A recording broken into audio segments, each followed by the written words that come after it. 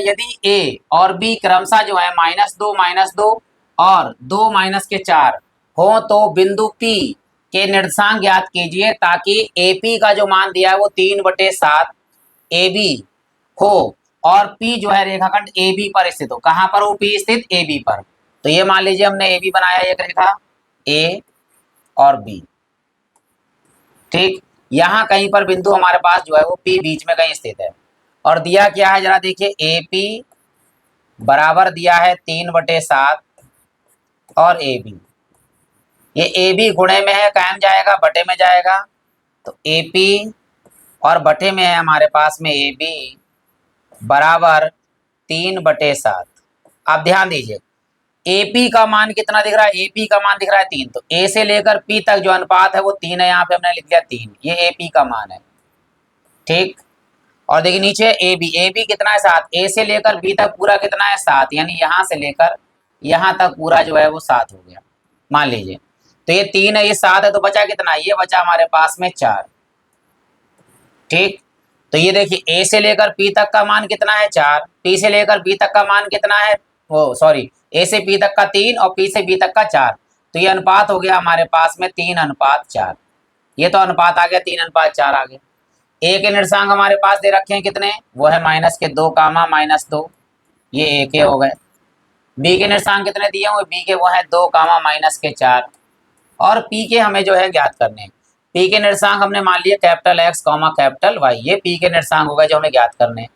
पहले A के निर्देशांक को हमने मान लिया X1, Y1 और B के निर्देशांक को ले लिया हमने X2, Y2। आशा करता हूँ आपको चित्र समझ में आ गया होगा। फिर से मैं बता दे रहा हूँ, AP जो है वो 3 है, A से P 3 अनुपात में मान लीजिए, AB पूरा 7 है, यानी यहाँ से लेकर यहाँ तक 7 है, 3 यहाँ कम हो गया तो बचा 4, तो P का जो अनुपात हो गया 3:4 हो गया। तो यहाँ पे लिख भी देता हूँ 3:4 है। तो पहला जो है M1 हो गया 3 और M2 हो गया 4। ये आपको याद रखना है कि M1 का मान 3 है, M2 का मान 4 है। X1, Y1, X2, Y2 और कैपिटल X ये हो गया। तो हम यहाँ निकालेंगे अंतःविभाजित, क्योंकि अंदर काट रहा है तो इसलिए लिखेंगे यहाँ पर अंतःविभाजित। अंतःविभाजित का जो सूत्र होता है वो होता है कैपिटल X बराबर mx प्लस mx और बटे में आता है m1 m प्लस m। तो यहाँ हम लिखते हैं 12, 21 और ये 12। इसी प्रकार y वाला लगा दीजिए, y बराबर होता है my प्लस my और बटे में आता है m प्लस m। यहाँ लिखते हैं हम 12, 21 और 12, ठीक। अब मान लगा दें, देखिए कैपिटल S का तो मान ज्ञात ही करना है हमारे लिए। तो M1 का मान कितना है? M1 का मान देखो 3 है और X2 का मान है 2, फिर प्लस M2 का मान कितना है? M2 का मान है 4 और X1 का मान है -2 और बटे में दोनों को जोड़ दिए M1 प्लस M2 यानी 3 प्लस 4 यहाँ आ गया। तो कैपिटल X बराबर देखिए 3 दूनी 6 और प्लस माइनस माइनस 4 दूनी 8 और बटे में है 4 और 3 कितने हो गए? 7। बड़ा कौन है? माइनस का, तो माइनस का आएगा, 8 में से 6 जाएगा तो 2 और बटे में कितना है? 7। X का तो मान आ गया -2/7।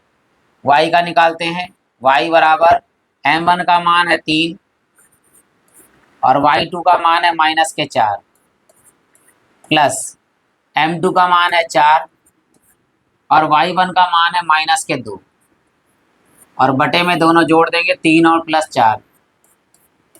यहाँ Y बराबर गुणा करेंगे, देखो माइनस के आ जाएंगे, 4 तियाँ 12 और माइनस के 4 दूनी 8 और बटे में है हमारे पास में 4 और 3 7।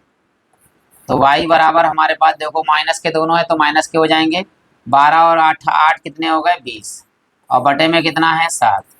तो हमारे पास जो P के निर्देशांक आ गए हैं वही आ गए हैं। अतः P के जो निर्देशांक हैं वो है कैपिटल X, कैपिटल Y और कैपिटल X का जो मान आया वो है -2/7 और कामा Y का जो मान है वो है -20/7। तो ये हमारा जो है इसका